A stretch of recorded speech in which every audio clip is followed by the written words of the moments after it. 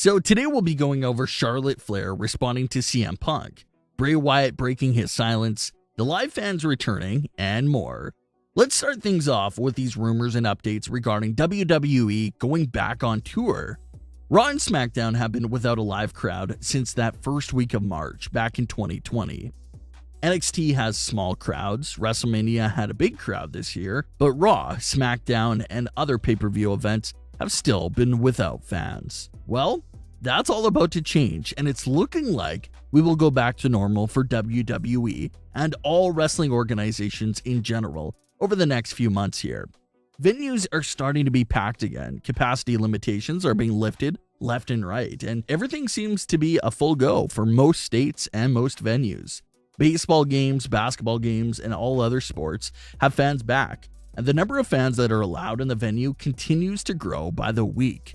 Broadway is opening up, even the NFL is rumored to be running with 100% capacity crowds later this fall. That leads WWE and other wrestling promotions really as the only sport that doesn't have fans back. The rumored date for WWE going back on tour and back to normal is reportedly July 16th. That will be a Friday, so SmackDown will have the honor of being the first main event WWE show to have a live crowd back. The fans alone will make that episode a must-watch. The first main WWE show with a live crowd in over 16 months. The crowd, the show, just everything should be electric that night. It's also going to be the go-home edition of SmackDown right before WWE's Money in the Bank event. Money in the Bank has usually been taking place in June as of late, but WWE did flip the schedule around a bit. The next event set for June will now be Hell in a Cell, with Money in the Bank being pushed back to July, most likely because they just wanted fans in attendance for Money in the Bank.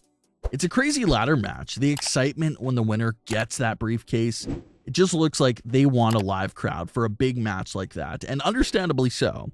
That seems to be the reason why Hell in a Cell got pushed up so much. It's usually done in October, but it looks like it's being served as just a filler show to buy some time until July.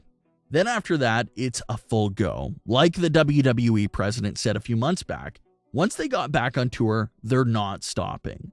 So judging by those old comments from him, all WWE shows will possibly have live crowds again after mid-July, which of course is very exciting. It's been so long that it's hard to even remember what a crowd feels like on Raw or SmackDown. But we're just a few months away from finally seeing that take place again. Reports also talked about new stage setups for both Raw and SmackDown. Raw and SmackDown received new stages back in late 2019, but we never really got to see much of them because they weren't using those sets after everything happened in March. But it looks like they won't be returning to those 2019 stage sets. Reports claim that it will be treated like a new era in WWE, with the introduction of new stages for both Raw and SmackDown. New sets for Raw and SmackDown are always exciting, and all the fans are always curious to see what they look like. So we also have that to look forward to. But it looks like we'll just have to get through these next few months here, and then we should be pretty close to normal for WWE after July. What are your thoughts on all the rumors about live crowds returning? Are you excited to have fans back in WWE? Charlotte Flair's response to CM Punk's caption under her photo.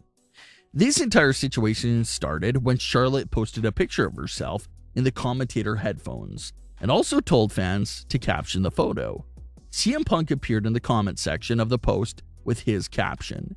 He mocked Vince McMahon, saying how he would have told her to look at the monitors and stop saying the word wrestler. Charlotte didn't respond to CM Punk on Twitter, but she was questioned about his comment in a recent interview, and that's where Charlotte responded at. Charlotte Flair said that there was no one buzzing in her ear, and that Vince McMahon wasn't in her ear at all. The reason why CM Punk said that was because he experienced it firsthand.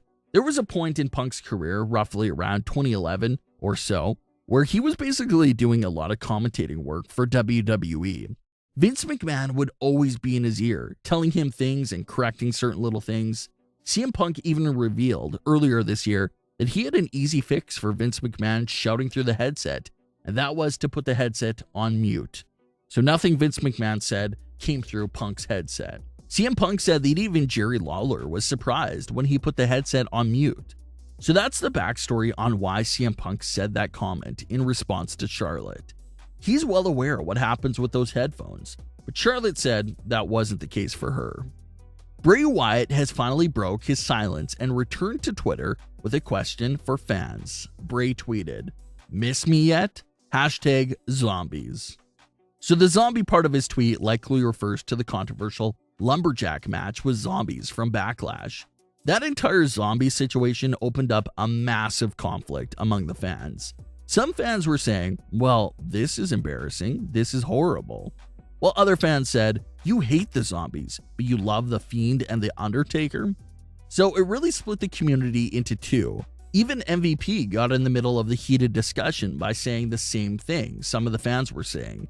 He mentioned how everyone hates the zombies, but calls Undertaker the greatest, when Undertaker is basically a zombie-like character. Same thing goes for The Fiend and Alexa Bliss, two characters that have supernatural abilities, and no one ever lashed out at the same level they did for the zombies. So that pretty much sums up what the argument was with the zombies. But of course, Bray Wyatt asked if the fans missed him yet, which was obviously a yes from everyone. Everyone came out to support this tweet from Bray Wyatt. The WWE Fox Twitter account responded. Even NXT champion Karrion Kross responded by saying, "There he is." All the fans showed their support, wishing Bray well, and saying how much they did miss him in fact. Everything going on with Bobby Lashley, Rhea Ripley, RK Bro, and Alexa is great, but Raw definitely feels empty without Bray Wyatt. So hopefully he takes all the time he needs, and of course everyone will be waiting with open arms when he's ready to return. His return will be another massive moment for WWE, so we look forward to that story. Lastly, we have another small update for Roman Reigns and Jimmy. Roman Reigns has been releasing these videos on the treadmill after some of his biggest wins. He did a treadmill video for Daniel Bryan's send-off match, and he did one more recently after the match with Cesaro. Considering the fact that it's just a social media video, it's still absolutely amazing and adds even more depth to the story. Roman talked about how he did what he said he was going to do once again. He mocked his cousin Jimmy for having no faith in him for the match with Cesaro. Roman told Jimmy not to reach out to him all week long. Don't send a message through Jay. Don't reach out in the group chat or anything like that. Roman said he'll address Jimmy in front of everyone on SmackDown this week. So it was just some great words from Roman, and he does get the last laugh here. Roman Reigns defeated Cesaro without any help, going against what Jimmy said and all that doubt Jimmy had. So it looks like Roman and Jimmy are going to have another face-to-face this week on SmackDown. Will this week be the week that Roman makes him fall in line, or will it be a little bit longer than that? Well, Jimmy seems to be taking a stand against Roman Reigns and doesn't show any signs of folding at all. So if Jimmy is going to join Roman Reigns, it'll have to be a dramatic, huge moment to break him in, because he seems like he wants nothing to do with Roman. But we'll see if that changes in the coming weeks. What are your thoughts on today's stories? Leave your comments, don't forget to subscribe, and leave a like if you enjoyed. Thanks for watching, guys.